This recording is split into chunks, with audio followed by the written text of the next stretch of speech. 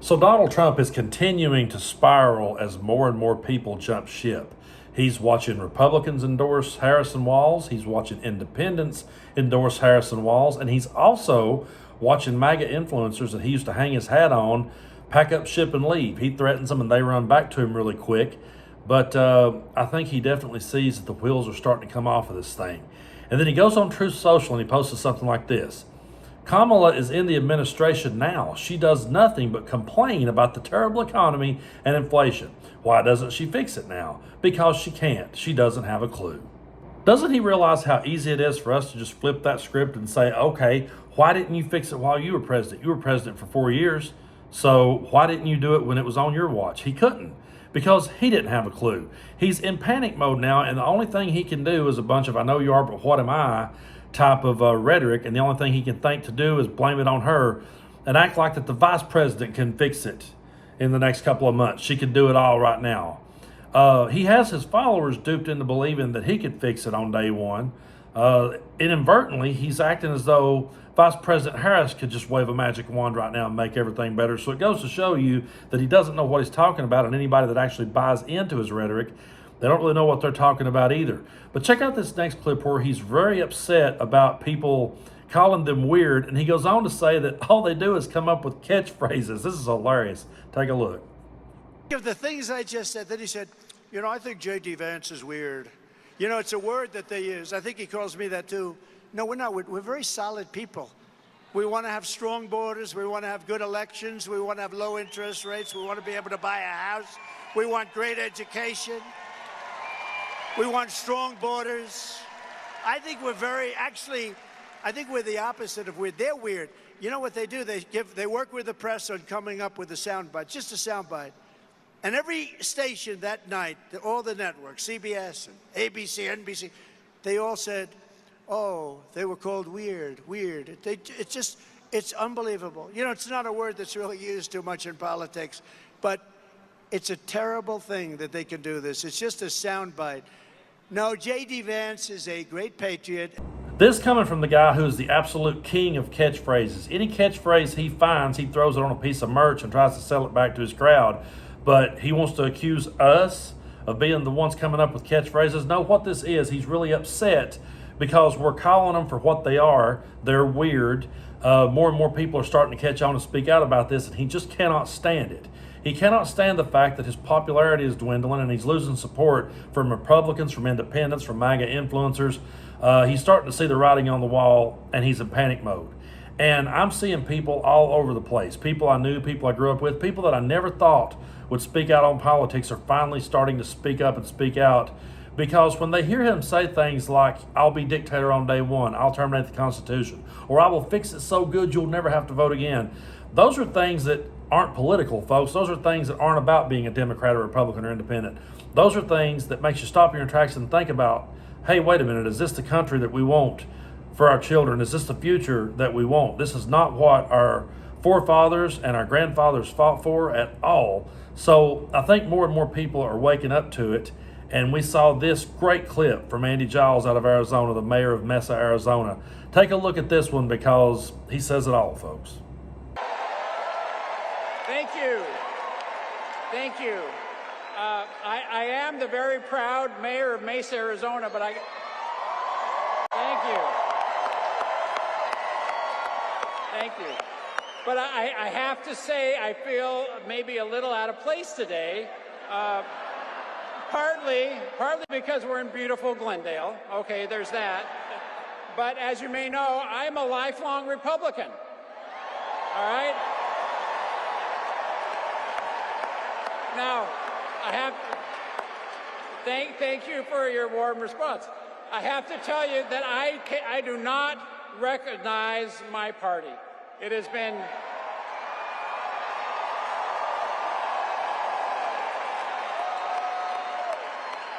the Republican Party has been taken over by extremists that are committed to forcing people in the center of the political spectrum out of the party. So I have something to say to those of us who are in the political middle. You don't owe a damn thing to that political party.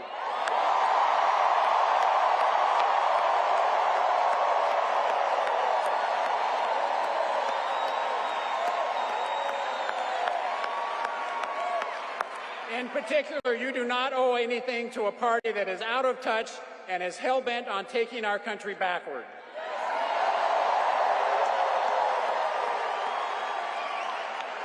And by all means, you owe no displaced loyalty to a candidate that is morally and ethically bankrupt.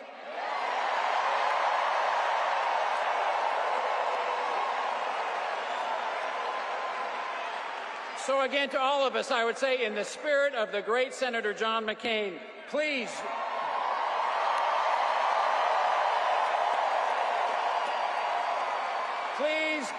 join me in putting country over party and stopping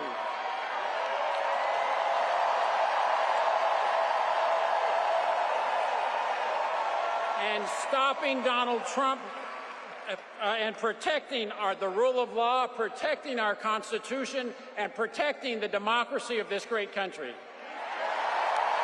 So that right there is a Republican who does not recognize his own party anymore, and he's speaking up about it. And here is an independent, Jesse Ventura, endorsing Kamala Harris for president. Take a look. A few years ago, I got the opportunity to see the United States elect its first black president. I didn't think that could ever happen, and they even re-elected him. Well, now I'm going to be selfish again. I've only got a few elections to go. I'm 73 years old now, so the window's closing. I want to be alive to see the first woman president of the United States of America and the first woman commander-in-chief, and we've got her right now. Governor, thank you so much for sharing your views on this issue. I think a lot of people have been very interested to hear what you have said. So you are officially endorsing the Harris Walz ticket, excuse me.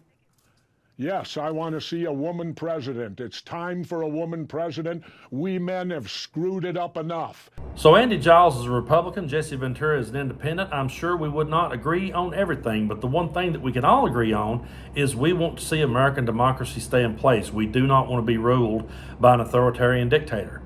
And more people are starting to see through this act now, and more people are starting to speak up. And the more Trump talks, the more he just absolutely destroys himself. What is so funny is they're out there accusing Kamala Harris of not holding enough press conferences, not talking to enough reporters, and yet they go out there every time they open their mouth and they just dig themselves deeper. And they expose themselves for exactly who they are. So if you're paying attention and if you're listening to everything they say, they're telling you who they are. They're not backing down. They're not trying to reach out to independents and moderates. They're not trying to reach out to Republicans, more moderate Republicans in their party. They're not. They're going over to the extreme and they're staying there. They're latching onto that extremism and they're not going to let go because that's the only trick they have in their bag. They don't know how to appeal to anyone else. But if you're paying attention, they're telling you exactly who they are every chance they get. And I think that's why more people are starting to say, okay, well, they're saying it out loud. You know, used to, we all knew politicians was bullshitting us. You know what I mean? We all knew that politicians weren't always telling the truth. So we just picked our side and got on it, and we picked the side that most aligned with our ideas or beliefs. But as time has went on, Trump and his team is saying right out loud who they are. And the more they say it, the more we realize just how un-American that it is. The more they say it, the more we realize, you know, we got a lot in common. Me and Andy Giles and Jesse Ventura had more in common than I thought because we all had this common idea that we met in the middle and had a democracy and we could agree and we could disagree.